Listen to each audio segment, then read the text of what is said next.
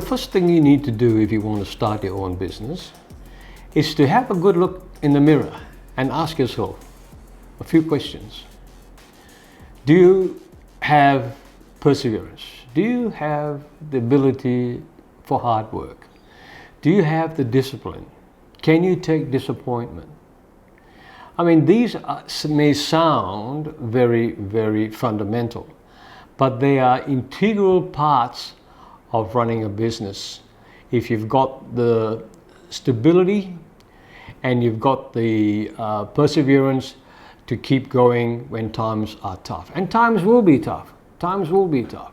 Times you'll have headwinds in the business. The best plans can be shot to pieces. Once you've done that and you've come to terms with that, then you really need to say, okay, what am I going to do to research the industry that I'm going to get into or the products that I'm going to develop? You must research what you want to do.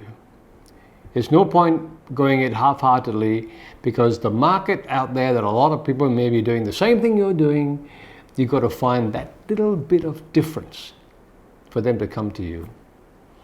Once you've researched your market, the next most important thing you need to do is to seek good professional legal and accounting advice.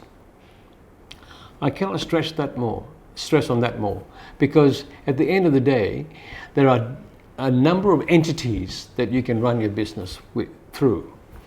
You can be a sole trader, you can be in a partnership, you can be in a company or a family discretionary trust. Which one suits you will depend on the facts and circumstances of your own self, your family, and so forth. So make sure you get the structure correct right from the outset. Do it right the first time. Once you've got the structure, then you have to decide, you have to do the research into the tax laws, into work cover, into superannuation, right? Into employee obligations, employee entitlements. Having said that about employees, you must know the difference between an employee and a contractor.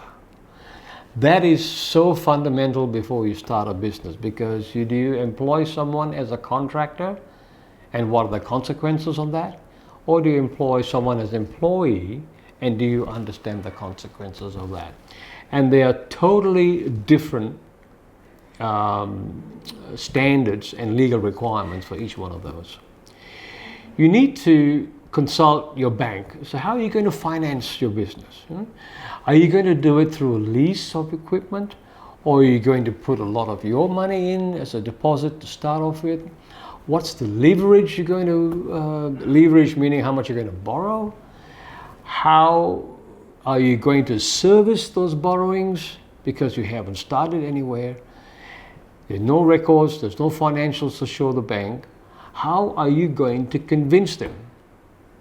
That's where an accountant will be able to assist you, show you the pathway on how to get the banks or the finance brokers on side to be able to assist you start your business organically to grow it. It might sound a lot of things you need to do, and you might want to go away and think about what I've said, because it's best to do your research now and go through the pain of finding out, and spend the time looking at these factors that I mentioned to you before you start doing anything. And at the end of the day, if you say, yes, I've got it all pat, I've done my research, I've seen the bank, I've done this, I've done that, I've seen my legal guys, I've seen my accountant, then I think you're on the road to success. I'm a chartered accountant, I'm a tax practitioner for around 40 years, and I'm passionate about helping people like yourself to achieve their goals, objectives in life. Whether it's a small business or a medium business or a large business, my attention to you is devoted. And please give me a call if I can assist you in any possible way. Thank you very much.